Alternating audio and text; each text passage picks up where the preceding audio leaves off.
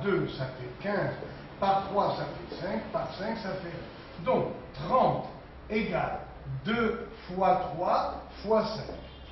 Donc, le plus petit commun multiple de 18 et 30 doit avoir tous les facteurs premiers de chacun d'eux, parce qu'il doit être multiple de 18 et de 30. Commençons par 18, c'est-à-dire 2 fois 3 au carré. Et il doit avoir tous les facteurs premiers de 30. Le 2, ça y est, il est déjà là. Le 3 au carré contient le 3. Ce 3 est déjà dans le 3 au carré. Et on multiplie donc par 5. Parce qu'il faut que ce nombre que je cherche, le PPCM, que j'appelle petit p, il faut qu'il soit multiple de 18 et 30. Donc, on doit retrouver tous les facteurs premiers de chacun d'eux. 2 fois 3 au carré, le voilà. Et ici, 2 fois 3 fois 5. 2 fois 3, il est déjà là, fois 5, voilà. Donc, nous avons trouvé le plus petit commun multiple, c'est-à-dire 2 fois 5, 10, fois 9, 90. Donc, 90, c'est le plus petit commun multiple à 18 et 30. 90, c'est 5 fois 18, et 90 pour l'autre. L'autre, c'est combien? C'était 30. Eh bien, c'est 3 fois 30. Et vous remarquez qu'il n'y a plus de facteurs communs ici. Ça y est, ils sont déjà là. 5 et 3 sont premiers entre eux. Voilà. Alors donc, pour le plus petit commun multiple de deux nombres. Alors, comment fait-on dans le cas général? Eh bien, dans le cas général, on écrit tous les facteurs. Regardez, les facteurs premiers, tous les facteurs premiers doivent figurer dans le PPCR, mais avec un exposant le plus petit, qui soit commun aux deux. Donc, on cherche à multiplier tous les facteurs premiers communs. Et s'il y en a avec des exposants différents, on mettra l'exposant le plus petit, pour qu'il soit dans les deux nombres, bien sûr. Alors, le temps d'effacer, et on va passer à des exercices d'examen. Deux exercices posés au brevet. Un fleuriste dispose de 60 roses et 48 iris. Calculez le maximum de bouquets, tous identiques, qu'on peut réaliser contenant chacun des roses et des iris.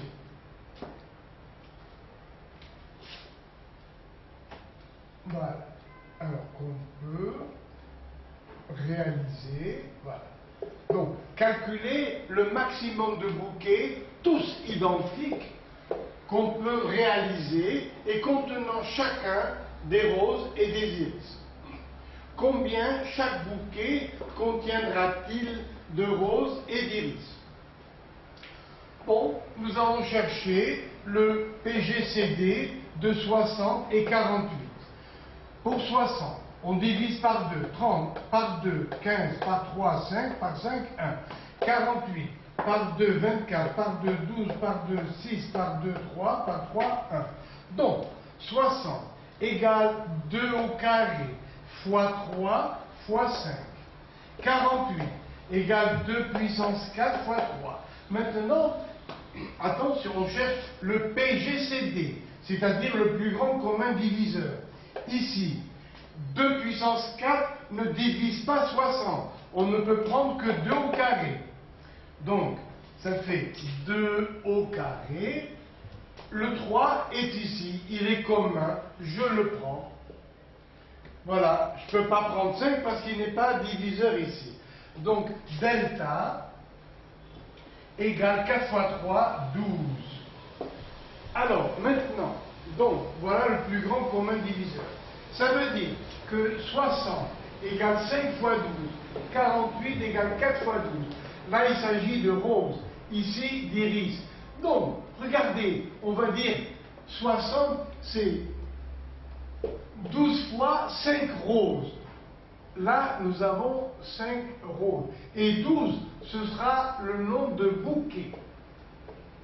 Et chaque bouquet, regardez, va contenir 5 roses et 4 iris. Je vais doucement. 60, c'est 12 fois 5 roses. Voilà, imaginez qu'on les a là. 5 roses, 5 roses, 5 roses, voilà, 12 fois. 5 roses, 5 roses, 5 roses, etc. 12 fois. Et on a 12 fois 4 iris. 4 iris. 4 iris. Voilà, 12 fois. 4 iris. 12 fois. Donc, voilà un bouquet. Voilà encore un bouquet. Voilà encore un bouquet. Il y aura comme ça 12 bouquets.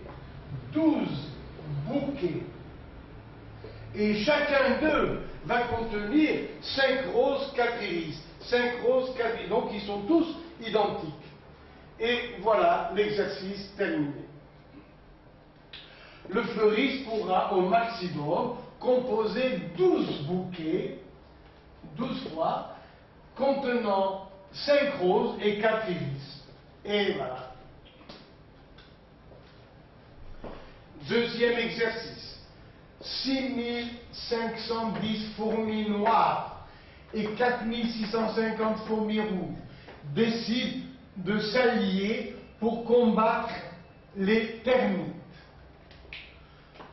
Pour cela, la reine des fourmis souhaite constituer, en utilisant toutes les fourmis, des équipes qui seront toutes composées de la même façon.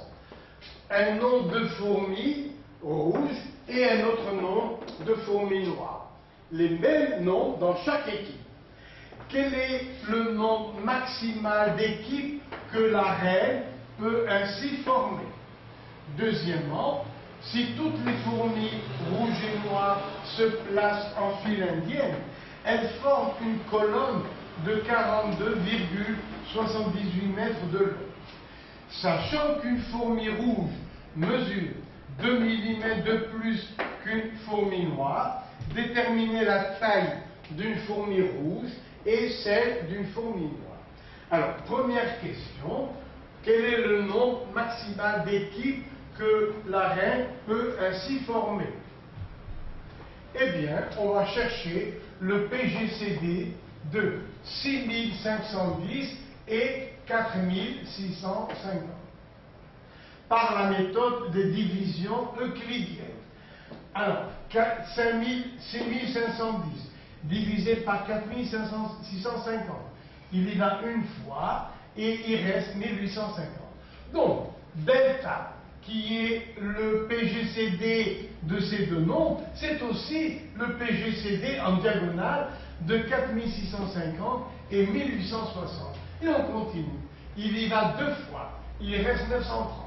Donc, le PGCD de 4650 et 1860, c'est aussi le PGCD de 1860 et 930. Il y va deux fois, le reste est nul. Ah, alors là, on prend le dernier reste non nul, 930. Donc, delta égale PGCD de 6510 et 4650, c'est le dernier reste non nul, c'est-à-dire 930.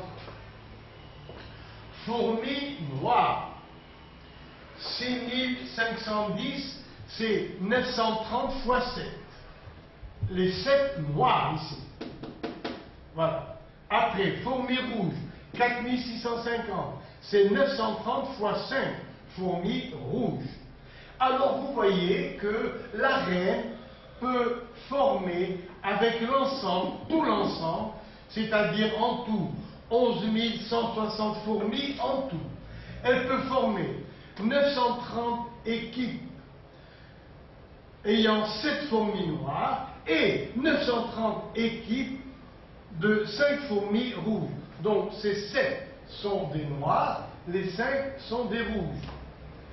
C'est-à-dire donc 11 160 fourmis en tout, ça fait 930 équipes où chacune d'elles aura 7 fourmis noires et 5 rouges, c'est-à-dire en tout 12 fourmis, bien sûr, si on ne parle pas de la couleur. En tout cas, voilà ce qui est important. Avec le total des fourmis, la reine peut former 930 équipes contenant chacune 7 noires et 5 rouges. C'est un problème qui ressemble à celui des fleurs.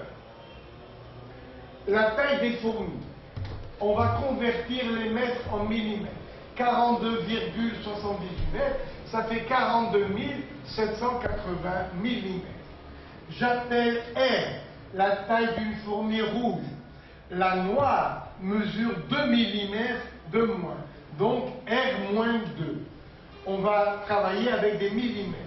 Ça nous fait, si les fourmis sont disposées une derrière l'autre, on dit que c'est une file indienne. Voilà, noir, rouge, etc. Alors ça nous fait, pour le total, 6510 noirs, c'est-à-dire R-2, plus 4650 rouges.